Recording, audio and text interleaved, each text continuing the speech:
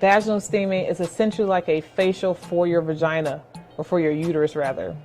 You may sweat, and sweating is perfectly fine, it's perfectly normal, and that's a good healthy thing. That's getting toxins out of your body.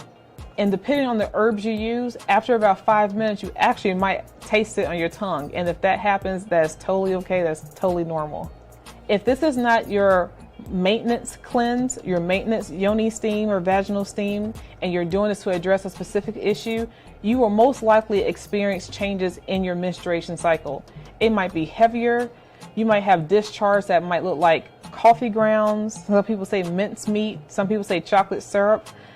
And all that thing, you want that out of you. That means it's been in there for God knows how long, and it's been hardened, and you've probably been having painful cramps, and your body's been trying to expel it, and it hasn't been able to. But through the herbal infused steam, it helped to loosen up that material, and when you have your next period, it's coming out of you.